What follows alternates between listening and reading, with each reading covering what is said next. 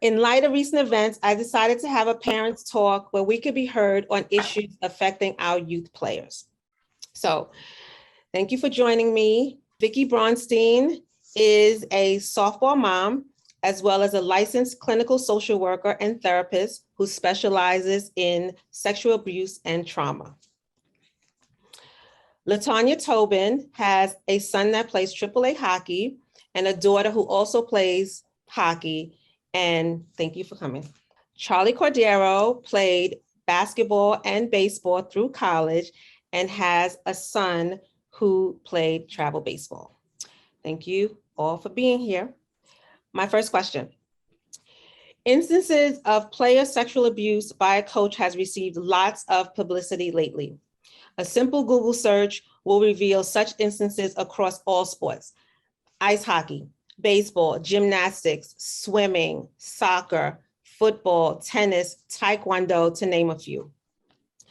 What do you think is contributing to players being victimized? In regards to hockey, I have always been uncomfortable with the way, the path to D1 or juniors involves sending your son away at 15. And I think that, that's a very dangerous situation when, you introduce a predator. Right, absolutely. So to talk about it a little bit bigger, because it is across all sports, this isn't new. And it really is about power and control and manipulation and opportunity. And I think that the culture of sports being competitive, I think there's an element of concern for me as a parent of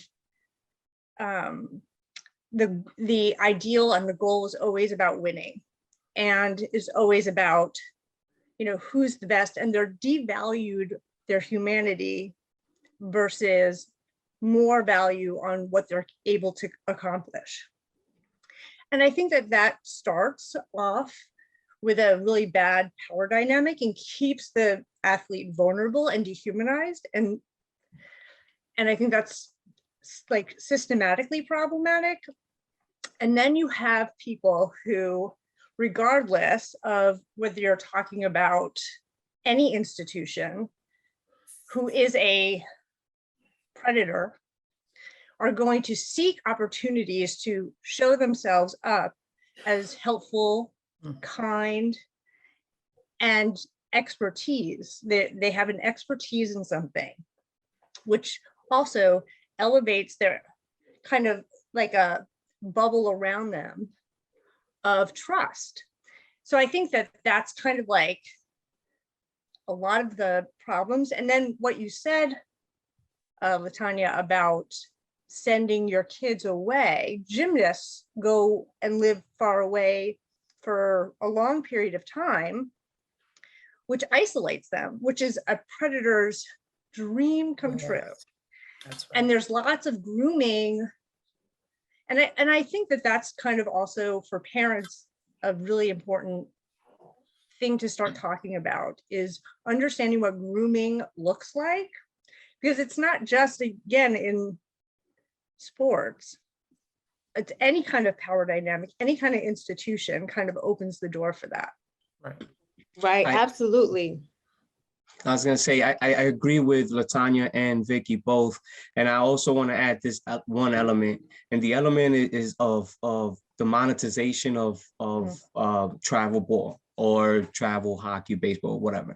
So to your point, Vicki, where you're saying, so you have this guy who created this environment where he's supposed to be the so-called expert, right? And then you have parents who want to support their kid, but they don't really know. Right? They don't really know how to go about certain things. You're kind of winging it as a parent, right? And you think it's this rat race where you're trying to, you see, or you hear that your kid is okay, and then, you know, you kind of want to support them, but then if they make this one team, you want them to be there. And at the end of the day, if you ask, because I have, you know, I know people that are professionals, and those people, they will actually say, no, let them play. Just let them play. Something will figure it out. It'll get figured out as the kid keeps going. Maybe it might be a little different in hockey, but I know in baseball and softball, if the kid plays, say, football, if he plays track, that's going to help him to be a better athlete in football. If he does all these other things. So once you start adding the travel ball element, it has taken, outside of the money part of it, it has taken the value of a high school coach. So no longer the high school coach could say, oh, you're not going to play, or, you know, because he's there with the kid. But at least you know that the high school coach, he's vetted some way, somehow through the school system, right? A lot of travel teams, and I'm speaking for baseball, I'm not too much, you know, keen on hockey, is this guy who so-called knows a little bit, and he's just making his own side thing on the side. And now he wants to take them to Florida and Georgia and all these warm weather, in your case, hockey, cold weather places. And you're like, okay, so who is this guy? But a lot of times professional athletes kind of like just let their kids play. They just want them to play. You become a better athlete while doing different things. And then you start specializing later on once you see the skill set and the development of the athlete. Because early on, the kid could be good at one thing, but if he's not developing, or he could just get burned out when he could have been going playing some other sport, and actually letting that competitiveness and everything else build up, while he's getting better as an athlete. Absolutely. I also noticed too that not only are the kids going away sooner, but they're trying to change it in the sense that it's okay, they're going away sooner, but then also when they're on these different teams, it just ends up being okay, the parents are not involved. The parents are completely hands off. And that was one of the things that we're seeing in the news now with the Blackhawks. He was there and he was all alone. So that brings me to my next question. So when I watched the video of the hockey player Kyle Beach, who came forward about being abused 11 years ago by NHL Blackhawks coach, I was heartbroken. What struck me was the way he cried and talked about being scared, feeling like he didn't matter. So even at 20, he fell victim to a molester, and he had no support network, and the impact on him was devastating. And you can tell how it still affected him. Now he was still I pushed it down, but now it's all coming back up. So with this happening to him at 20, that makes me wonder, what impact does this have on victims that are even younger? And what are the long-term issues you guys think? I work with children who have been sexually abused or traumatized, and trauma, especially at a young age, an early developmental age, and every person is different, right? Every single human has their own puzzle pieces. What I do know and can say is that trauma in the body is unhealthy, and it gets trapped unless you are able and willing to have a therapist who can help you process that trauma. Then it can have a lesser impact on your body. But it's a psychological, there's a psychological scar and there's physical scars, period, end of story. And I don't mean harming wounds that you can see, but your body is definitely more vulnerable. So just statistically, for information, the most vulnerable age group, and you might be surprised about this, is about 12 to about 36 is the highest rate of sexual abuse. Women are 4 times more likely than males. Statistics are statistics, right? That's general information. But each individual carries those wounds really differently, and some are more pervasive than others. Some people it really implodes on them, and some people have more partly be what else is around them, what other supports that they have around them that can help build resiliency. So I'll just leave it at that. So then, like, as parents, how do you feel when these cases come out? Oh my gosh, frightened. I mean, even in preparing for this conversation, I just went back to just a side comment that my son made. And he said, oh, we had to get dressed in the shower today because, that's what freshmen do. So today I said to him, how did that look? Like, were you in the shower by yourself, or were you in the shower with the whole group of freshmen? Or like, and he said, no, just me. It was all safe. So, it is a constant for me. It's constant because, as you said, as they get older, the coaches push you as a parent further and further away. I mean, there was a time when we go in the locker room with them and, everything. And now it's not that way. You can't even go to some of the tryouts and practices. So it's a very scary time. Yeah, I agree. But what you just said, Latanya, is important as well, the communication part of it. And I think, parents sometimes get caught up in the whole process and they want their kid to make it so much. And it's like, listen to your coach and this and that. And they're so invested in the whole thing that they forget to be a parent. They forget that part, and they're so caught up in everything else that you asking your son that question, that was a perfect question, for him to even answer, and knowing, hey, listen, if you see something strange, just walk out, don't even change, just grab your bag and walk out with your stuff, like that, just to be cognizant of what's going on and always be aware of a situation or any, sly remark or anything by the coach. It's like, wait a minute, that doesn't sound right. And having him feel comfortable telling you, not just, hey, how was practice and, everything else. But so that was perfect. Perfect. Oh my gosh, so perfect. Because that's really, and again, like, because I'm in this field and I think about this all the time, is protective factors are if your child feels able to communicate with you. And part of communication is also self-esteem building and understanding boundaries, right? So can I just give one little example?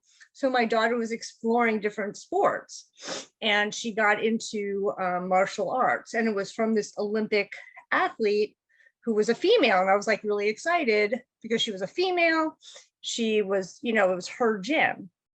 And so my daughter Sophie really loved it, was really getting excited about it. And I was like, oh yeah, this is going to be great for so many reasons. At one point, the woman hit my daughter on the head with the things that you punch. I'm not a martial art person, but and hit her in the head because she wasn't paying attention. Now my daughter has ADHD, so she's like this all the time anyway. So she hit her on the head to get her attention. And Sophie felt so uncomfortable about that, that she told me, she's like, I don't want to go back there. And I said, listen, we have two choices. We can either talk to her and be like, look, it's not okay to hit her in the head. And she has ADHD, maybe like just using different language, or we could just not go back. And she decided not to go back. And it was like a moment. She was probably 8 years old at that point. First of all, I was so grateful that she was able to tell me that she was uncomfortable by what an adult was doing to her. Because I didn't see it. I could see, but I was probably doing something else at the time. But it's communication, and it's being able to empower your children. There's also the other point of there's an old school mentality with a lot of sports, right? And gymnastics is a big one, right? Coaches are pushing kids into positions and being really aggressive in a lot of ways and demanding a lot from them. Again, like a little bit of dehumanizing, just what can you do?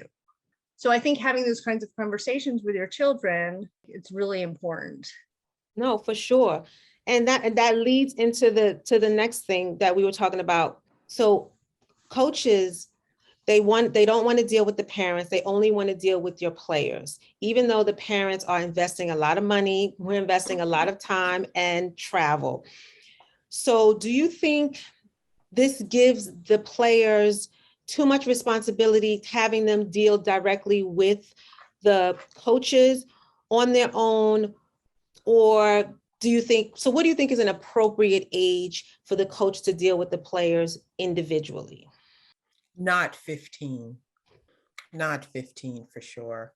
You know, many of them are intimidated and, you know, they want, you know, to move forward. They want their playing time. They want a lot of things. And at that age, they're hesitant to rock the boat. And I think that, you know, parents, that's our job. And I don't hesitate to make a meeting with a coach, and whether they want it or they don't, I do. And so, you know, if that hurts my son in the long run, then so be it. Yeah, I agree. I think, high school age kids is tough. I can understand maybe in college, Yeah. he should be able to advocate for himself at that moment, or even, junior or senior in high school that is very aware and he could advocate as well for himself.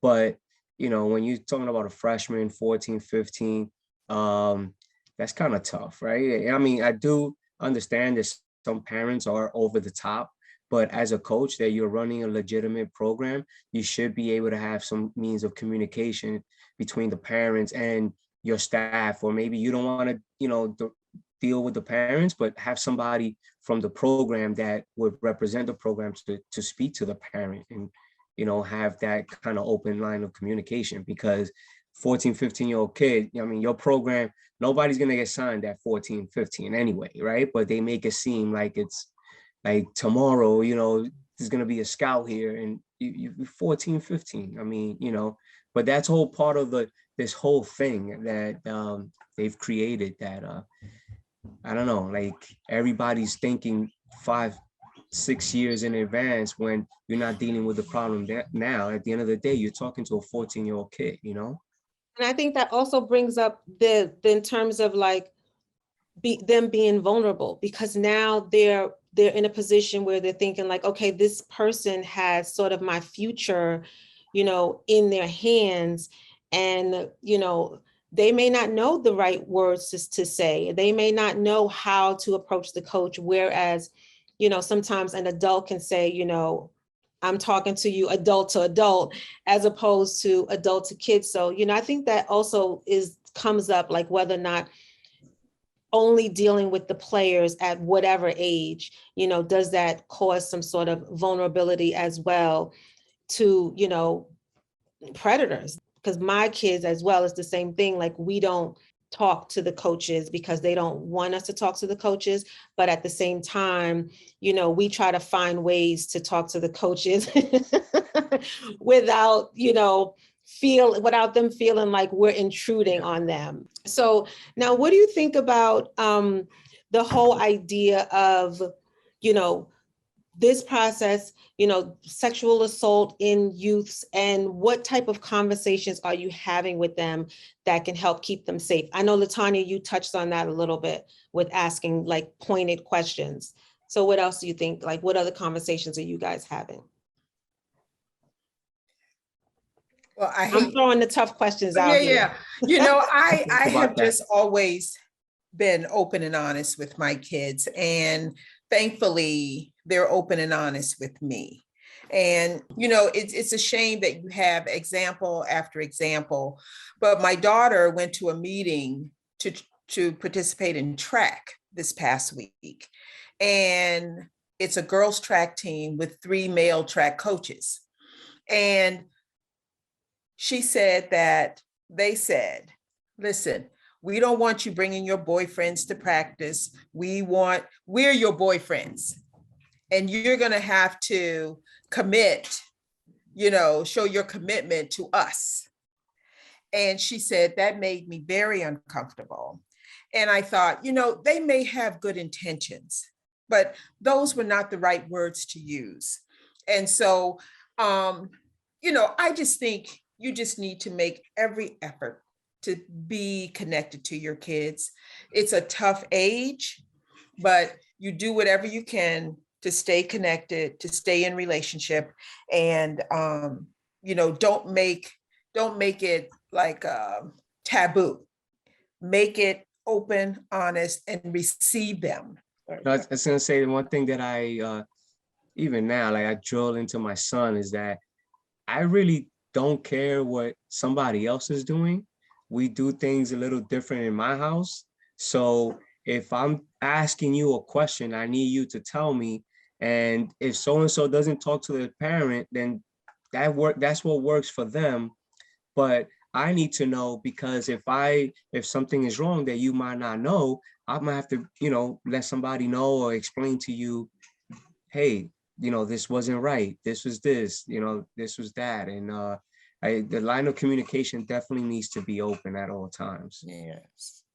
I agree. And I also feel like besides having conversations, educating your children, also noticing, and not necessarily noticing anything specifically about sports, but noticing like when they're having a hard time, because the signs of sexual abuse comes up in every day without the sign being presented, right? There are signs of the mood changing, appetite changing, like kids behave. That's their communication. That's how they're telling you something. They're not telling you, oh, coach touched my shoulder the other day and I felt really uncomfortable about it. They're communicating in these nonverbal ways. So asking and always wondering and questioning, like, what's going on? What's up? What's like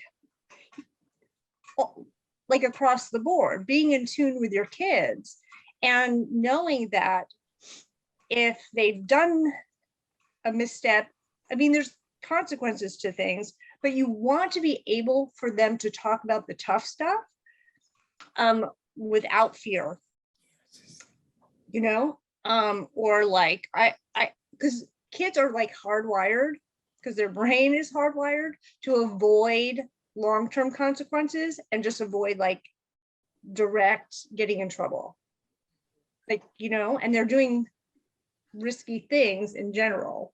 So they're kind of like, it's our job to be the mirrors of what's going on for them and to be attuned to them, to allow them to make mistakes and talk about it. And it's not just them making mistakes. That's a doorway to talk about harder things that come up. Absolutely. Now, so we talked about like the players themselves and what they can do. But when you think about it in the broader picture, you have like all the dedication, hard work, sacrifices the players are making. Then they get crushed by a predatory coach. So what can the actual organizations do to root out these issues and also to root out their desire to just make the problem go away? Like just, okay, no, that didn't happen, or let's just release him and then just keep quiet. So like, what do you think the organizations can do from that perspective? At the professional level? Any Professional as well as the youth levels as well. Well, at the professional level, it's tough, right? Because you're talking about money. You're talking about, if you're doing the job, for example, with the case of the Blackhawks, right? Why didn't they say anything? Because they were on a run, right? So it's a bottom line type of thing. Unfortunately, that mindset is brought to the youth level, like, oh no, you're gonna make it to this. And the kid feels like he needs to keep pushing and pushing, and they keep driving. But at the professional level, if that's why you see so many guys, the same guys keep rotating around. If one guy feels like that one guy could do the job, they're gonna keep him, because the professional level, there's what, 30 teams, 32 teams or something like that, right? So there's only 1 or 2 guys in the world that could do that kind of job. They don't want to take a chance with somebody that, you know, might not be able to perform at that level. Unfortunately, if the predator is somebody that's successful, they're going to keep making excuses for this guy, right? Just because he could do his job. They should have dealt with it right away, obviously, right? So now, because of pressure, they got rid of him. But in the case of gymnastics that Vicky was saying, the guy from Michigan State was there for how long? Right? Like Larry years. Nassar, For more than 20 years. Yes. Right? I mean, and at no point there wasn't, you know, like somebody didn't have any idea, but because the guy did did. stuff for the Olympic team and they kept covering it up for him. Yes. You know? And he was the physical therapist. He wasn't the coach. He was a part of the spoke, but he wasn't the leader of the spoke.